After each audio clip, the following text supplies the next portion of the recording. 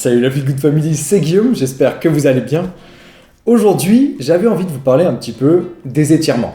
Est-ce que s'étirer avant l'effort, après l'effort, c'est bien, dangereux? Dans quel contexte il faut s'étirer et pourquoi? Je vous propose qu'on le voit ensemble dans cette vidéo. On va commencer par le commencement. Est-ce qu'il faut s'étirer avant l'effort? La réponse est surtout pas. Surtout ne vous étirez jamais avant l'effort. Et ce pour 3 raisons. It was at this moment Jackson knew. He fucked up. 3 raisons. La première raison, c'est qu'étirer votre muscle va affecter votre fuseau neuromusculaire qui est en charge d'informer votre cerveau de la position et du mouvement de votre muscle. Et plus un muscle va être étiré, plus son fuseau neuromusculaire va perdre en sensibilité. En conséquence, vous allez perdre en réactivité musculaire et donc en réflexe, ce qui peut être dangereux pour vous. La deuxième raison, c'est qu'étirer votre muscle un petit peu trop longtemps va occasionner une mauvaise irrigation sanguine. Donc votre muscle va mal monter en température et en plus ne recevra pas bien son oxygène. Qu'est-ce que ça occasionne? Tout simplement une augmentation du risque de vous blesser. Et enfin, troisième et dernière raison, un étirement de plus de 30 secondes va baisser l'élasticité de votre muscle. Donc il va moins répondre aux sollicitations. Il va être un petit peu tout mou. Donc vous allez perdre en performance. Et si vous vous étirez donc avant, c'est même pas la peine d'essayer de courir votre meilleur 100 mètres.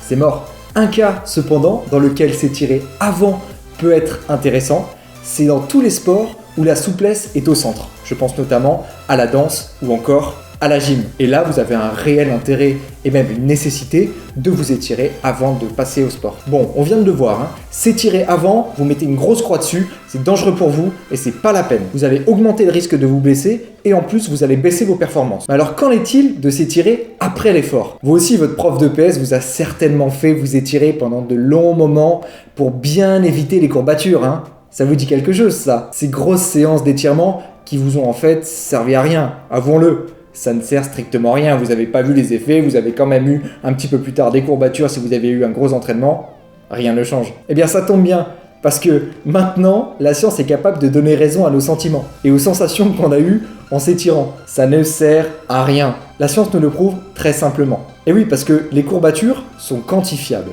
Les courbatures, ce sont des micro-lésions de nos muscles. Et plus ces micro-lésions sont importantes, plus on va avoir en présence dans le sang une enzyme que l'on appelle la créatine kinase. Donc, plus vous avez de créatine kinase dans le sang, plus vous allez avoir des courbatures qui vont être fortes. Et donc, ils ont comparé si, avec ou sans étirement, il y avait une modification de la concentration en créatine kinase dans le sang.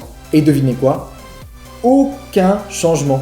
Et oui, les étirements sont strictement inutiles pour réduire les courbatures. Donc la seule technique pour éviter les courbatures, c'est tout simplement d'éviter de faire un effort trop intense, trop vite. Il faut habituer vos muscles à l'effort que vous allez lui fournir. Alors en fait, ça sert à rien du tout de s'étirer tout court. Pourquoi est-ce qu'on s'embêterait à s'étirer après l'effort alors? Eh bien, il y a un seul avantage que je vais quand même vous faire noter, c'est que après l'effort, vos muscles ont tendance à rester dans leur position réduite. Ici, c'est votre muscle décontracté. Lorsque vous le contractez, les fibres vont se resserrer comme ça entre elles et former des petits ponts. Et après l'effort, ces petits ponts ont tendance à rester bloqués. Et vous n'allez donc pas avoir de détente musculaire. Donc, si vous faites un étirement inférieur à 30 secondes sur chaque muscle, ça peut devenir intéressant parce que votre muscle va tout simplement perdre cette sensation de contraction qui peut être désagréable pour certains. Vous allez permettre à votre muscle de regagner sa taille initiale. Il est donc plus utile et bien moins dangereux de s'étirer après l'effort plutôt qu'avant. Mais au final, si l'avantage il est si faible, pourquoi est-ce qu'on s'embêterait à s'étirer alors?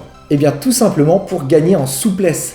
Mais le meilleur moment pour le faire, c'est pas avant l'effort, c'est pas après l'effort, mais c'est loin de l'effort. C'est vraiment entre vos séances d'entraînement que là, ça va devenir utile parce que votre muscle sera au repos et là, vous aurez au moins un vrai intérêt, une vraie efficacité à travailler votre souplesse. Et en plus de ça, vous allez favoriser la détente musculaire qui va vous aider à vous sentir mieux parce que notre corps a tendance à se crisper dans les positions et les postures que nous lui imposons chaque jour. Donc, il est très intéressant de s'étirer, mais comme je vous le répète, entre vos entraînements. Et voilà, Feel Good Family, cette vidéo est terminée. J'espère que maintenant vous savez quand utiliser les étirements et surtout pourquoi les utiliser. Si elle vous a plu, surtout n'hésitez pas bien évidemment à la partager. à mettre un gros pouce bleu en bas, ça me fera super plaisir comme toujours. Et évidemment, n'oubliez pas non plus de vous abonner à la chaîne pour ne rien rater des vidéos à venir. N'oubliez pas non plus de me suivre sur mes réseaux sociaux, les liens sont dans la description. Et moi d'ici là, je vous dis à la prochaine, let's feel good! En attendant, moi je me suis déjà échauffé, donc je vais attaquer mes 500 pompes quand vous voulez. C'est parti!